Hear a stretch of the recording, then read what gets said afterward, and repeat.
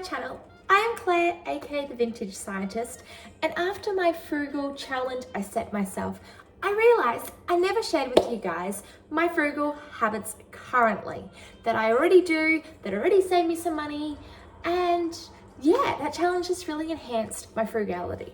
So today I'm going to share with you 10 frugal things that I do to save money and to have more for other things that I really enjoy. So let's get started. Number one, I don't know about you, but I love coffee.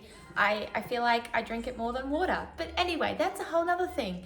So did you know if you buy a coffee in Australia, these days it's like an average, $6. So if you bought a coffee every single day on your way to work or at work for 365 days, that's $2,160 you could be saving. So yes, find a coffee that works for you. I grabbed this, thank you to my bestie for handing on the wonderful Speg machine, but you can pick up coffee machines quite cheaply and secondhand, make your own coffee at home, and you've just instantly saved $2,000 for a year. That is crazy. But anyway, that's my number one frugal habit that I currently do. And to talk about have I ever bought a coffee in the last couple of months, I worked out I have not bought a coffee in the last 4 months out. That sounds kind of crazy, but because you really enjoy that taste and that flavor of like making actual proper coffee at home, you kind of don't have that desire for a decent cuppa of coffee, if that makes sense. So I find that it fulfills my desire for a good coffee, and it reduces the temptation need to have one out. Yes, I'd like to, go out casually and socially and have one, for sure, I will do that. But every day, not a thing for me. Plus, you also save coffee cups, unreusable coffee cups that are made with that plastic lining from going to landfill. Those guys are an environmental destructor, so by having coffee at home, you can also save the environment. There you go. Okay, my second frugal habit that I've been doing is purchasing clothing secondhand. Yes, occasionally I do buy certain things if I can't find them, or depending on what they are, I do have to go and buy them firsthand. But in addition to this year I made a goal to not buy any more clothing.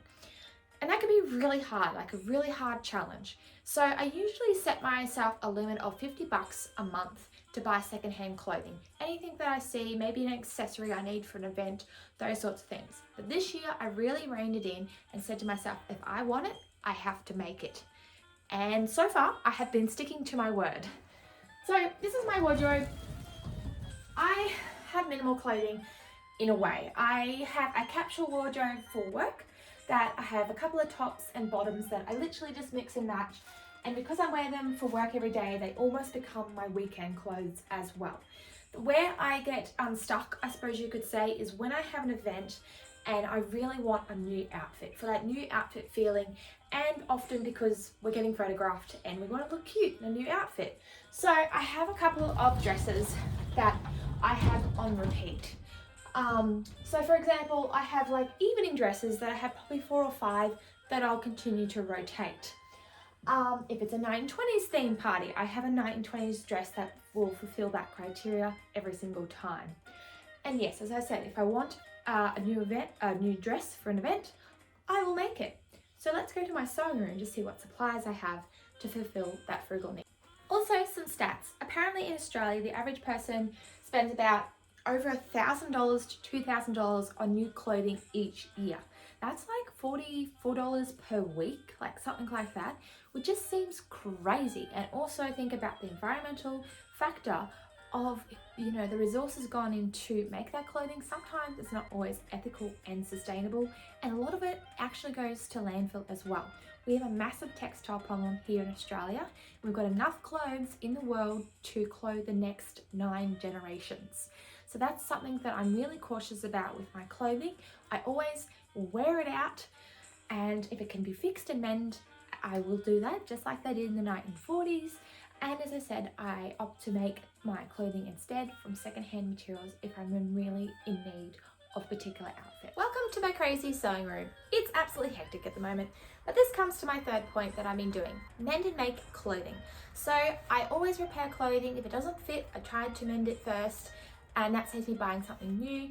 And I've also acquired a lot of secondhand materials over the years, from elastic, zips, materials, those sorts of things. So I always use them as a first point of call, meaning I save instantly. For example, $5 on a zip, I've already got one.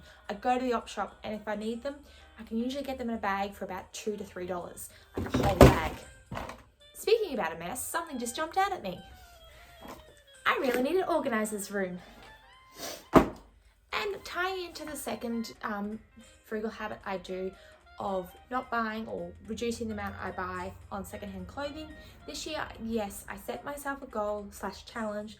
If I wanted something, I had to make it. And so far, it's going well. So, for example, these will be shown in another video, but I made some pants, but I really wanted some dungarees for gardening. And so I just utilised the pants that I already made last year and put a little bib on it. Look at that! And I'm just finding ways to adapt and be versatile with my clothing.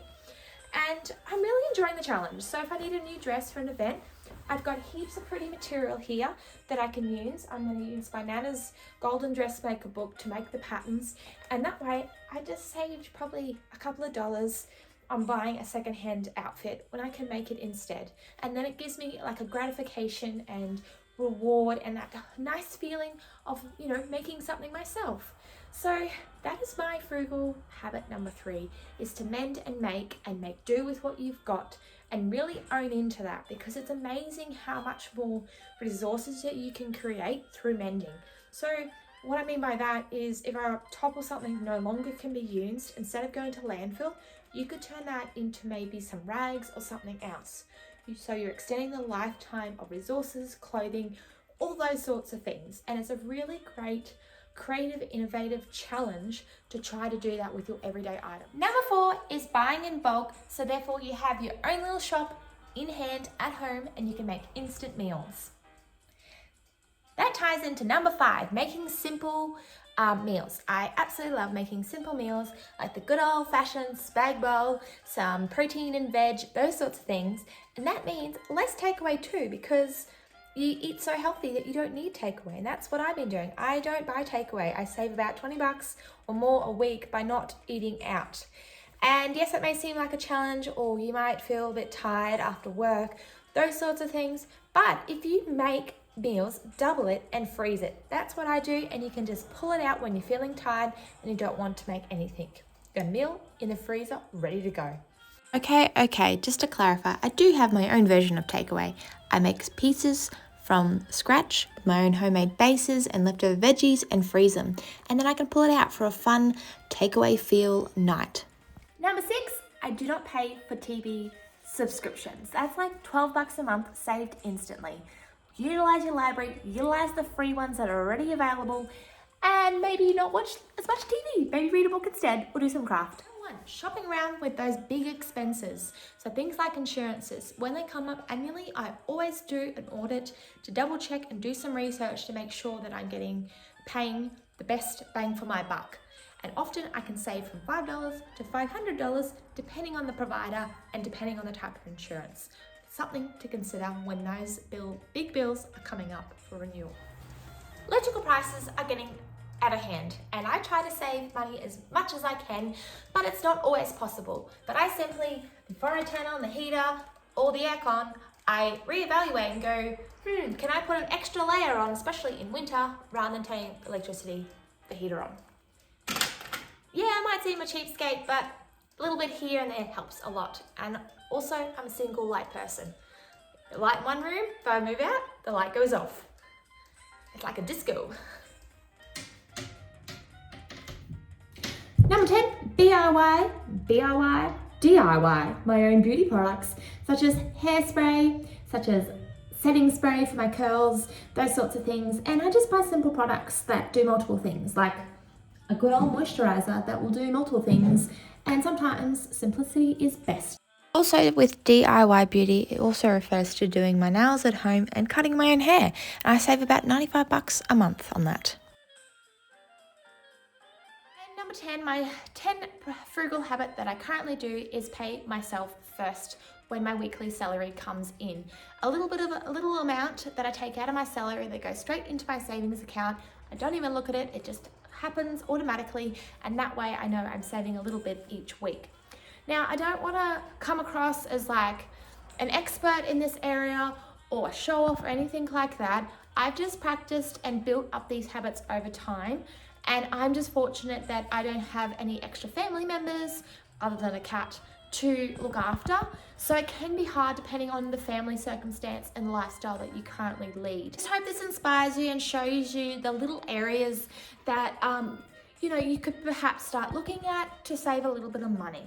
And I suppose I live really simply as well, and I think that helps me with my saving goals and some of my habits as well. And we all live differently, we do, but we all need to still enjoy life as well. So I hope this inspires you and shows you other ways to save a little bit of money around your home. Well, that's it from me, and I'll see you next time. Bye. Say bye. He doesn't want to say bye. I just want to say too, some of these things that I've said that I go without often become sometimes a luxury to ourselves, such as doing your nails each month. Sometimes you can't even squeeze that into your budget, so it becomes a luxury and you just have to go without. And that's just the reality of some things sometimes. To put in context how much you could potentially save by doing some frugal habits, I found some crazy statistics by a company called Finder here in Australia, and some of these numbers are crazy. I'll link the link below so you can have a look. These numbers blew my mind, but apparently this is what the average Australian spends on certain items each month. Crazy.